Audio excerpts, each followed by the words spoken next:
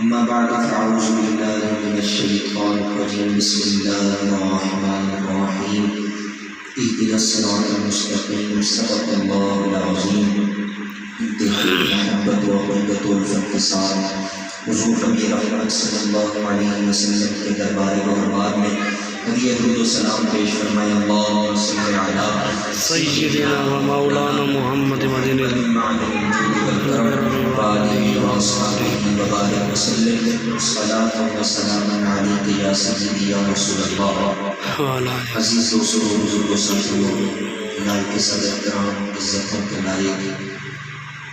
صدارت فرماتے ہوئے میرے قریب قطرہ شریعت صاحبزادہ پیر سید محمد اسلم شاہ صاحب اور دیگر ان کے جملہ خلفاء جملہ مریدین، اللہ کریم ہم سب سے یہاں پر ماہانہ 11ویں شریف کی محفل میں جمع ہونا قبول فرمائے۔ آمین ثم آمین۔ اللہ کریم اس محفل کی برکتیں اس گھر کو، اس مہمانوں کو عطا فرمائے۔ عزیز دوستو، بزرگ و ساتھیو، آج 12 شوال مکرم شریف کا دن ہے۔ 15 شوال مکرم جمعہ والے دن، یعنی جو جمعہ اور ہفتے کے درمیانی شب ہوگی اور ہفتے کا دن بنے گا، یہ دن غزوہ احد سے منسوب ہے۔ اور غزوہ احد یہ اسلام کی دوسری بڑی جنگ ہے۔ پہلی جنگ جنگ بدر ہے اور دوسری احد کی جنگ ہے، اور یہ وہ جنگ ہے کہ جس کے اندر سب سے زیادہ صحابہ شہید ہوئے۔ 70 جنازے نبی کریم علیہ السلام نے اٹھائے، 70 صحابہ شہید ہوئے، اور اس جنگ کے اندر اکثر صحابہ کی شہادت بڑی دردناک تھی کہ کان کاٹ دیے گئے، ناک مبارک کاٹا گیا، آنکھیں نکالی گئی، اور کئی دردناک انداز میں صحابہ کو شہید کیا گیا۔ اس کی وجہ یہ تھی کہ 1 سال پہلے بدر ہوا تھا، اور بدر میں ان کے بڑے بڑے مارے گئے تھے۔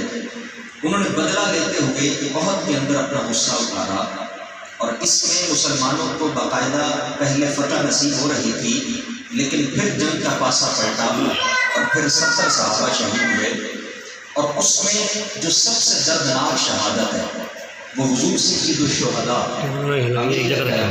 فاعل الخیرات، کاشف الکربات، اسد اللہ و اسد رسولہ، سیدنا حمزہ رضی اللہ تعالیٰ عنہ، جو نبی علیہ السلام کے لاڈلے اور پیارے چچا جان ہیں۔ حضور آپ سے اتنی محبت فرماتے تھے کہ ایک صحابی رسول حضور کی خدمت میں حاضر ہوئے، عرض کی یا رسول اللہ صلی اللہ علیہ وسلم، میرے ہاں بیٹے کی ولادت ہوئی ہے، میں اس کا نام کیا رکھوں؟ تو نبی کریم علیہ السلام نے ارشاد فرمایا احب الاسماء الیہ حمزہ، فرمایا میرے نزدیک تو سب سے پسندیدہ نام حمزہ ہے، فرمایا کہ تم اس کا نام حمزہ رکھ لو کہ میرے نزدیک سب سے پیارا نام حمزہ ہی ہے۔ حضور آپ سے اتنی محبت فرمایا کرتے تھے، اور سیدنا حمزہ رضی اللہ تعالیٰ عنہ آپ کے چچا جان ہیں نبی کریم علیہ السلام کے، آپ کا بھی پیار آپ سے بڑا دینی تھا۔ حضرت حمزہ رضی اللہ تعالیٰ عنہ جب حالت کفر میں تھے، آپ کا ایمان لانا ہی مصطفیٰ کریم علیہ السلام سے سراپا محبت کی بنا پر تھا۔ وہ کس طرح کہ جب آپ حضرت حمزہ رضی اللہ تعالیٰ عنہ آپ اس وقت شکار پر گئے ہوئے تھے اور شکار سے واپس پلٹ رہے تھے، تو اس وقت ایک عورت نے آ کر آپ کو پیغام دیا کہ تجھے معلوم ہے کہ حرم پاک کے اندر ابو جہل نے نبی علیہ السلام کے ساتھ کیا سلوک کیا ہے۔ حضرت حمزہ وہاں پر پہنچے اور آپ نے ابو جہل کے سر پر اپنی کمان ماری اور کمان توڑی، اور فرمایا کہ تم نے میرے بھتیجے کو چھیڑا ہے، فرمایا کہ یہ میں اعلان کرتا ہوں کہ میں بھی آپ سے اسی کے دین پر ہوں۔ آپ نے پہلے کلمہ نہیں پڑھا، لیکن آپ نے اعلان کر دیا بابا کے دوبر کہ میں کریم علیہ السلام کے دین پر ہوں۔ اور اس طرح حضور علیہ السلام کا ساتھ کئی مواقع پر جہاں جہاں ضرورت پڑی وہاں پر حضرت سید الشہداء سیدنا حمزہ رضی اللہ تعالیٰ عنہ ساتھ رہے۔ اور اہل مدینہ اور صوفیاء، اہل تصوف آج بھی اس بات کو مانتے ہیں کہ اگر رسول کریم علیہ السلام کی خدمت اقدس میں کوئی بات منوانی ہو، کوئی بات عرض کرنی ہو، تو 2 وسیلے بڑے مقبول ہیں۔ یہ 2 وسیلے حضور علیہ السلام کی بارگاہ میں پیش کیے جائیں تو حضور کبھی بھی رد نہیں فرماتے۔ پہلا وسیلہ سیدہ کائنات کا ہے کہ سیدہ کائنات کا وسیلہ کبھی بھی حضور رد نہیں کرتے، اور دوسرا وسیلہ اہل مدینہ کا آج بھی معمول ہے، وہ سید الشہداء کا ہے کہ سیدنا حمزہ کی خدمت میں کوئی بات پیش کی جائے، ایسا ہوا نہیں ہے کہ وہ بات رسول اللہ تک پہنچی ہو۔ حضور فوراً قبول کرتے ہیں، حضور فوراً توجہ فرماتے ہیں، کیونکہ وہ بات سیدنا حمزہ کی خدمت اقدس سے پیش کی جاتی ہے۔ حضور اتنا پیار کرتے ہیں، اتنا پیار کرتے ہیں کہ جب سیدنا حمزہ رضی اللہ تعالیٰ عنہ کی جب شہادت ہوئی، آپ کے جسم مبارک سے کلیجہ نکال کر چبایا گیا، آپ کے کان مبارک کاٹ دیے گئے، بینی مبارک کو شہید کر دیا گیا، آنکھیں مبارک نکال دی گئی، اور جب سامنے نبی کریم علیہ السلام کے آپ کی میت کو لایا گیا، حضور نبی رحمت صلی اللہ علیہ وسلم اتنا روتے ہیں، اتنا روتے ہیں کہ صحابہ فرماتے ہیں کہ ہم نے اتنا روتے ہوئے کبھی حضور کو نہیں دیکھا،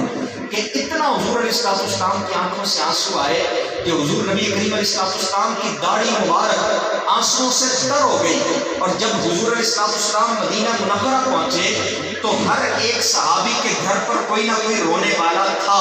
لیکن سیدنا حمزہ رضی اللہ تعالیٰ عنہ چونکہ ان کی ایک بیٹی تھی صرف، اور بیوی ان کی موجود نہیں تھی، تو ایک بیٹی وہ نبی کریم علیہ السلام کے ہاں چلی گئی، لیکن ان کے گھر پر کوئی بھی نہ تھا، تو حضور علیہ السلام نے بڑے رنجیدہ انداز میں فرمایا کہ کیا میرے حمزہ پر رونے والا کوئی بھی نہیں ہے؟ حضور نے اتنے افسوسناک لہجے میں فرمایا کہ سب کی لاشوں پر رویا جا رہا ہے لیکن میرے حمزہ پر رونے والا کوئی نہیں ہے۔ پھر اہل بیت کے افراد سیدنا حمزہ رضی اللہ تعالیٰ عنہ کی میت پر تشریف لائے تو اتنا حضور پیار کیا کرتے تھے، اور جب 70 صحابہ کے جنازے کا وقت آیا تو سب سے پہلے سیدنا حمزہ رضی اللہ تعالیٰ عنہ کا جنازہ پڑھا گیا،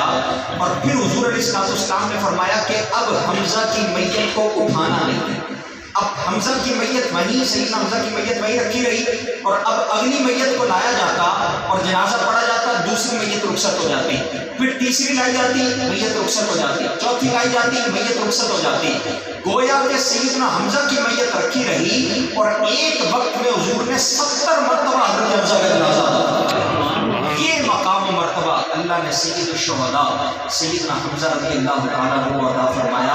اور آج بھی اہل مدینہ کے یہ معمول ہے کہ سیدنا حمزہ کی خدمت میں وہ حاضر ہوتے ہیں اور پھر حضور علیہ السلام کی خدمت اقدس میں جاتے ہیں، اور یہی پیغام ہوتا ہے، وہ یہی مانتے ہیں کہ یہاں سے پہلے قبولیت ہوگی تو حضور قبول فرمائیں گے، یہاں سے پہلے قبول حضرت حمزہ کریں گے تب حضور کی بارگاہ میں حاضر مقبول ہوگی۔ تو اللہ کریم ہمیں اس پاک بارگاہ سے نسبت تا دم قیامت، تا دم جنت عطا فرمائے، اور جنت میں بھی سیدنا حمزہ کا اللہ کریم پڑوس عطا فرمائے۔ انشاءاللہ عظیم الشان عرس